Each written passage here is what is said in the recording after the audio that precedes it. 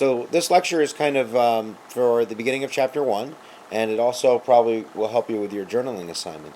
But I just wanted to take maybe 5 minutes, maybe less, to go over the FISA courts, and has a really great reading in the textbook. I don't say that too often, but about Bush and FISA and the 1978 Act and what it all means.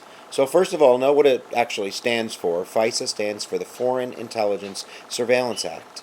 And this law was passed by Congress in the mid to late 70s.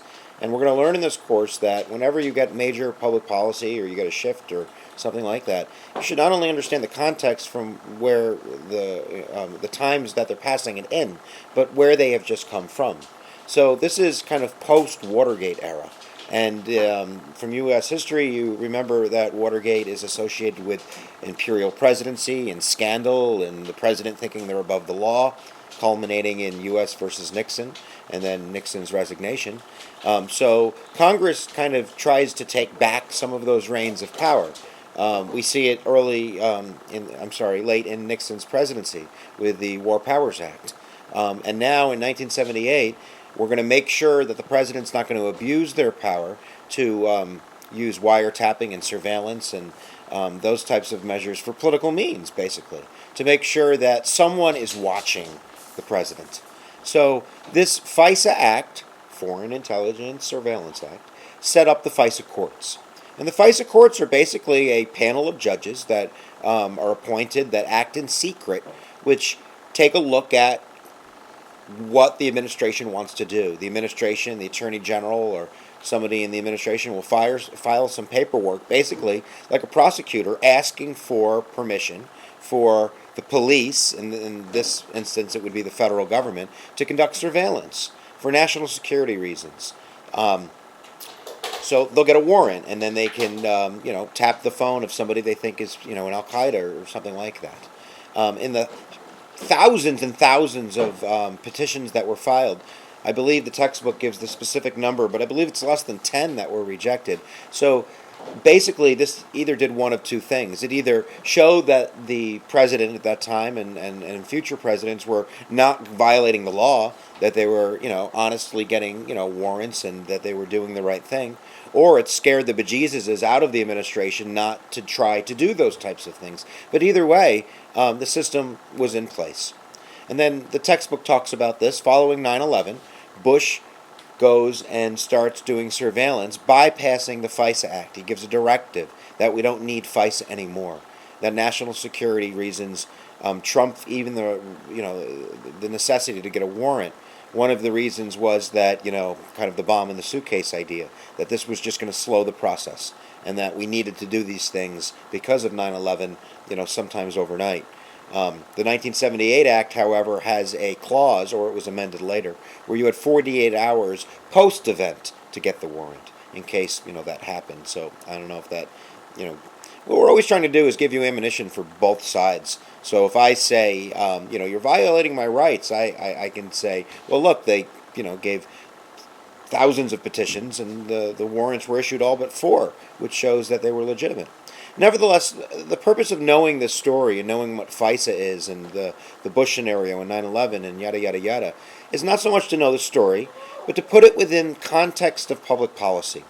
And that's why they use this story. They use this story to try to show you that we can frame all of these issues, whether we're talking this year about healthcare, or we're talking about education, or foreign policy, or one of 1,000, issues that public policy revolves around, but to give us a framework to analyze them. And then where we fall on political ideology is going to, determine what our thesis statements might be. But nevertheless, we're treating this the best as we can as a science.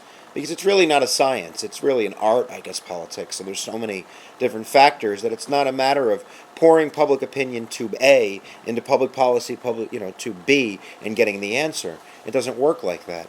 But if we take order and freedom, two variables that I think everybody understands, and then we frame it through the context of those two variables, and the textbook does a pretty good job of outlining order and freedom. Order being associated with Thomas Hobbes and Leviathan? I always mess that up. The sea creature, the one with the monster. And that government's purpose is to protect us from that monster, from human nature, from greed, from violence, from the types of things that provoke, domestic non-tranquility. And that the government's job is basically to provide order, to provide a framework of law and rules and protection and safety. My battery is low. I don't know why that's happening.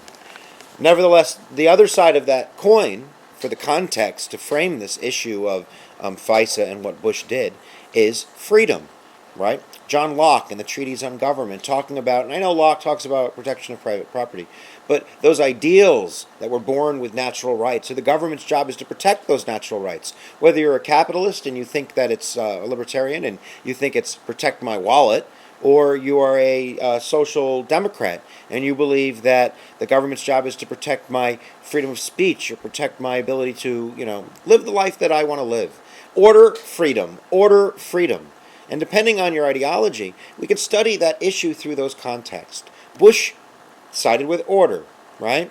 And I'm not saying that's good or that's bad, but that's associated with, the Leviathan and the Thomas Hobbes, and that's the role of government that outweighs freedom.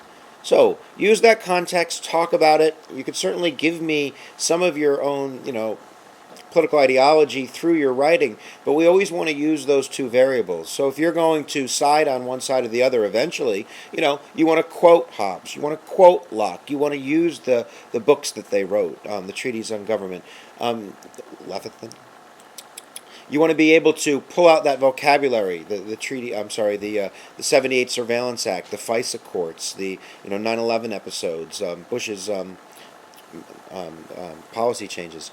So I don't want to go off. Mr. Hughes can do this sometimes on tangents and talk forever, but definitely read Chapter 1. In U.S. history, we use the textbook as a resource. In AP Government, I really think we need to read that textbook and watch your media assignments, journal.